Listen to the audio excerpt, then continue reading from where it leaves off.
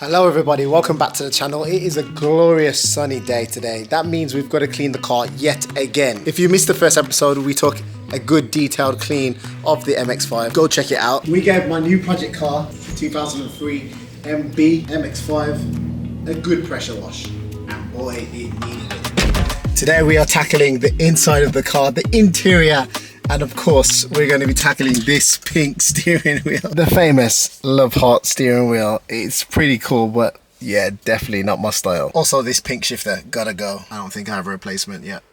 Damn, forgot to order one. And just like the outside of the vehicle, the inside looked like it was pretty abandoned too. Spiders, leaves, and more leaves. But at least the pink steering wheel was shining.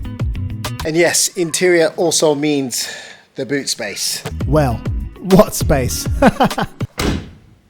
Step 1, removing this beauty.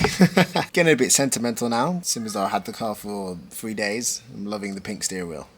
It's like I've got something that's a little bit more my style, and it came with the car. First things first, we've got to disconnect the battery. And for the life of me, I could not find where it was. I had to pull out the instruction manual, only to discover that the battery's in the boot.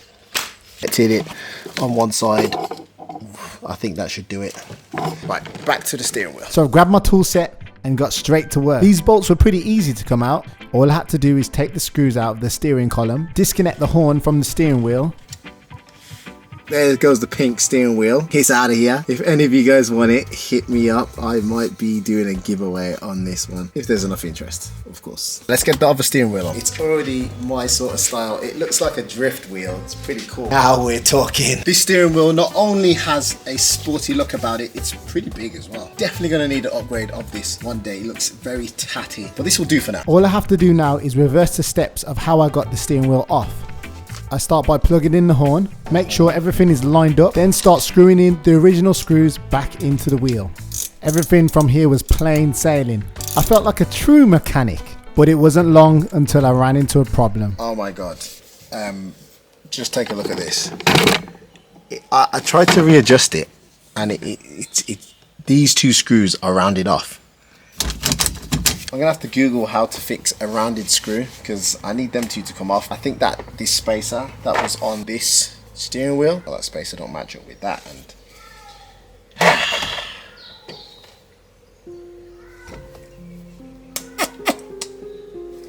get a project car, they said. I'm gonna try to figure out how to get these two screws out. In the meantime, leave a comment below, let me know how I can get them out. I need help. I then had a cool idea. We are back attacking the steering wheel.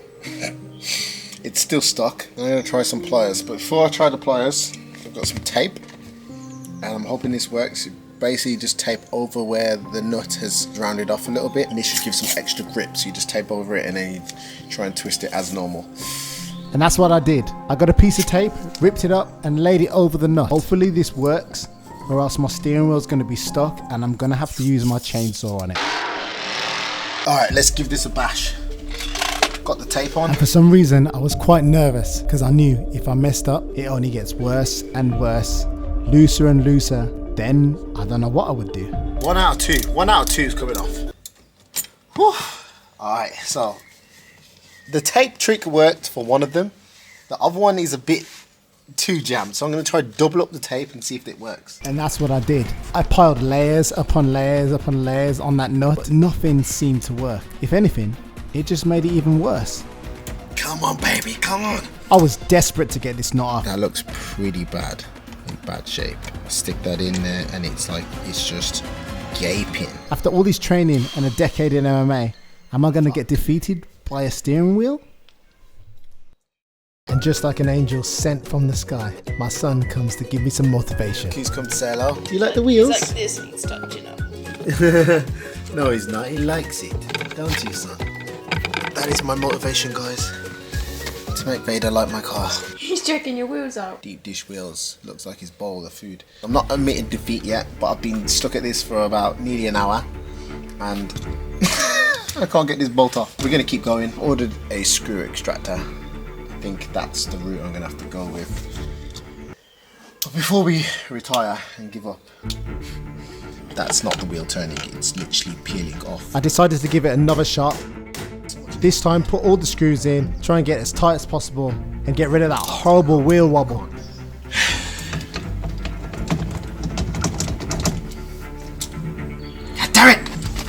Can I turn the wheel? Yeah, I can turn the wheel. It does not feel secure at all.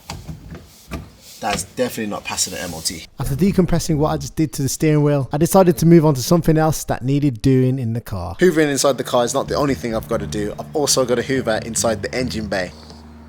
What the Mr. Henry was on job today, sucking all kinds of dirt up off the floor. This car has definitely been lived in, but I made sure to get every nook and cranny. It's not perfect, but we definitely made some progress.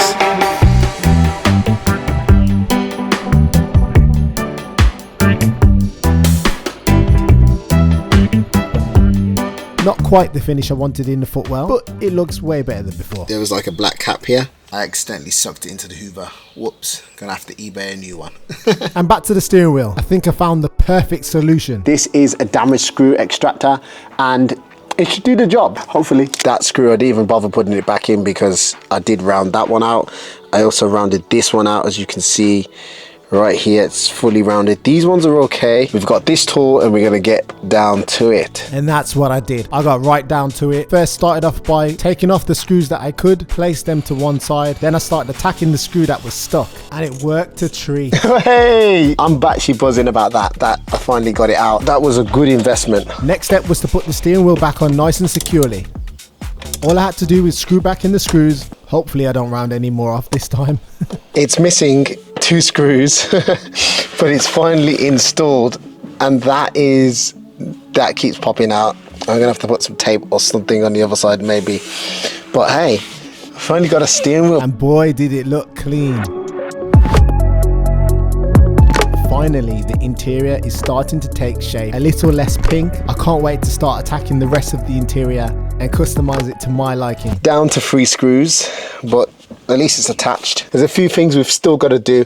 We've got to change this, and as I say, it's just looking mint in here already. It's looking a lot better. We're going to tackle these shiny mirror things. They look pretty awful, but it looks like it's just some vinyl that just pulls off. We're going to tackle the seats, and still don't forget, we've got the boot.